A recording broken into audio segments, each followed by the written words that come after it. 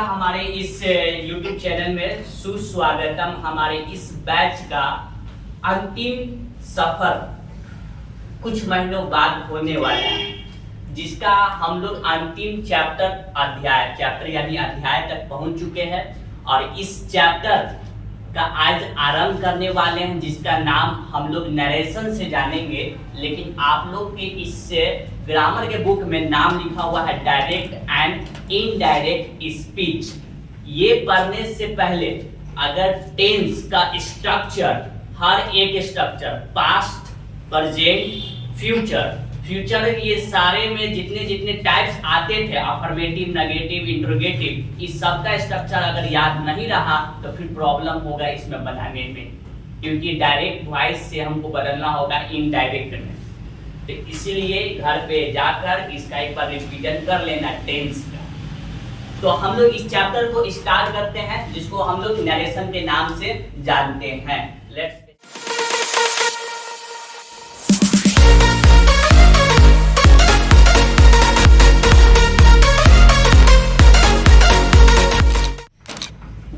Direct and indirect speech.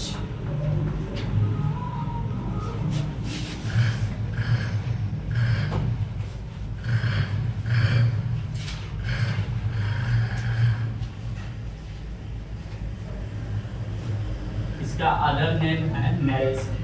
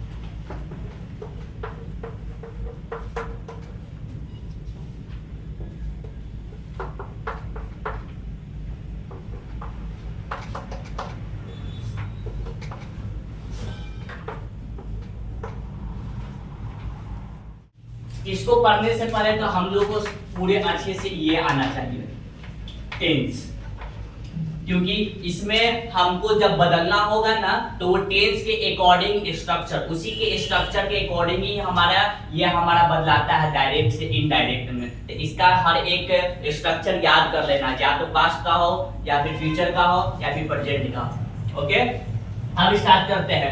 इस दोनों को हम लोग मिलाते हैं, तब जाके आपका एक चैप्टर बनता है, जिसका हम लोग नाम रखे हैं क्या?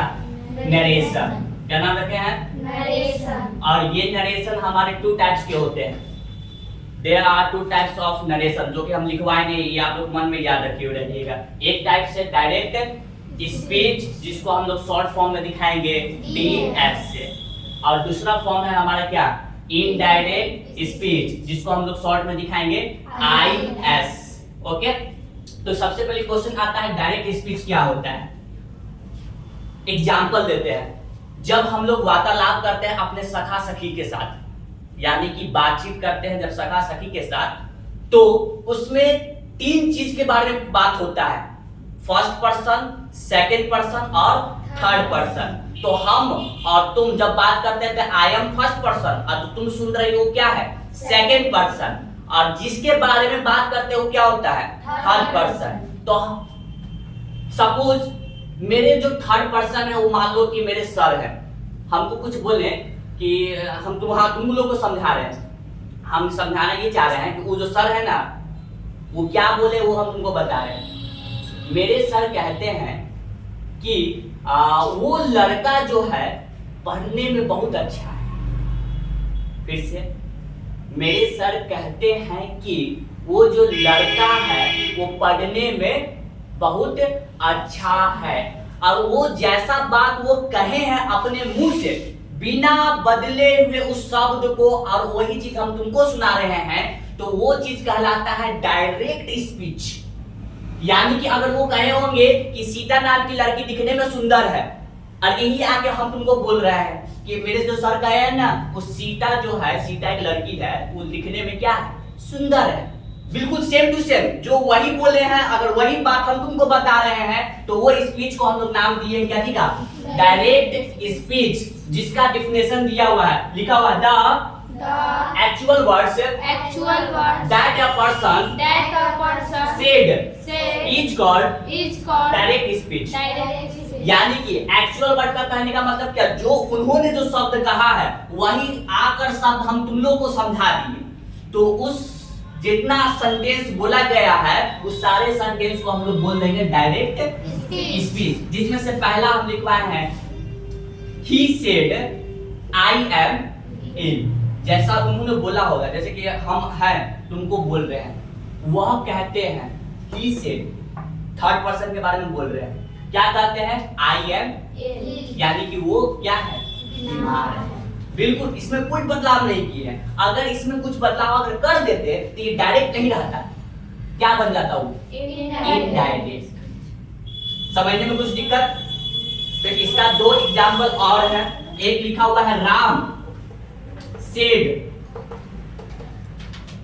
Ram said I am, write down I am ready.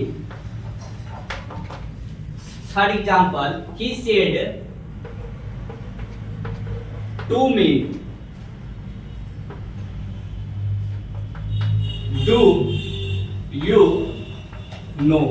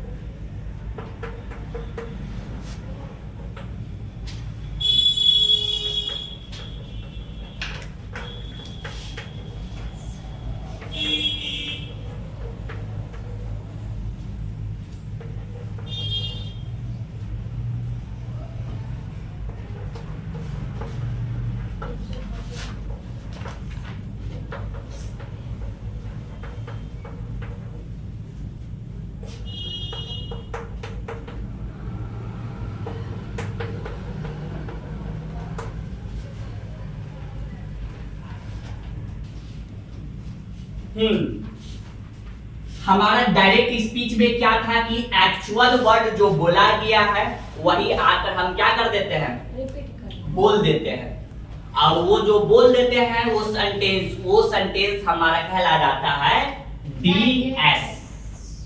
Okay, अब बिल्कुल वही डिफिनेशन दिया हुआ है, लेकिन यहाँ पे लगा हुआ है क्या, जो वर्ड वो कहा है उसमें अपने मिला देते हैं मिर्चाई उर्चाई। कहने का मतलब होता घर पे लड़ाई किसी के साथ होता है पड़ोस अड़ोस में, तो हम लोग जब बताते हैं एक दूसरे को तो उसमें मिर्चाई उर्चाई लगा के बताते हैं। उसको सच्चे में तब मारा था डेलाई दू हाथ हिट चाट हिट कर अच्छा किया हम लोग बात, तो और उसको कबार कबार के झोटा कबार कबार के पीटते और अपना बिहेव करते थे अपना जो बीच में बोलते किया। तो अपना जो इसमें वर्ड मिलाकर जो बताया जाता है उसमें हम मिला दिए वैसा वर्ड जो कहला जाता है इनडायरेक्ट स्पीच। Any problem? अब यहाँ पर एक क्वेश्चन उठता है, सबसे बड़ी बात कि हम पढ़ ही क्यों रहे? डायरेक्ट स्पीच इनडायरेक्ट स्पीच पढ़े क्यों? क्या जरूरत है पढ़ने का हमारा इंग्लिश ग्रामर में? तो इसका कारण ये है, सपोज मेरा एक दोस्त, उसका एक कोई लड़की है, ठीक, गर्लफ्रेंड, ओके, वो दोस्त अपनी गर्लफ्रेंड को आई लव यू कहता है, ठीक है, तो वो मेरे पास आया, वो हमको बताया कि मेरी जो दोस्त है ना वो बोली है आई लव यू। बहुत अच्छा बात है, हम खुशी बात है, हम ताली बजा रहे थे। अब यही वर्ड को अगर हम डायरेक्ट स्पीच में बोल दिए, सुन लो का आई लव यू, समझ रही है? वो लड़की अगर होता तो वो लड़की अगर हो गया वहां पे तो वो खड़ा हो जाएगी हमको चप्पल निकाल कर मारने के लिए। काची में कहे हम डायरेक्ट स्पीच में कह दिए तब ये हम मेरे साथ लफड़ा हो गया, तो इसके लिए हमको डायरेक्ट में तो बोलना नहीं होगा, हमको अब बोलना क्या में होगा? इनडायरेक्ट में। हम उस चीज को ऐसे बोलेंगे कि मेरा जो दोस्त है उसकी गर्लफ्रेंड बोली है आई लव यू, तब हमारा जान बचेगा, और नहीं तो जितनी लड़कियां होगी सब एगो चप्पल, एगो जूता, एगो कुछ न एगो कुछ लेके हमको मारने के लिए दौड़ जाएगा। इस कारण की वजह से हमको पढ़ना पड़ता है डायरेक्ट स्पीच और इनडायरेक्ट स्पीच। Any problem? और इसके आगे की बात हम लोग कल पढ़ेंगे और इसका होमवर्क रखेंगे रिमेंबर। अब प्लस में टेंस पढ़ कर आएंगे।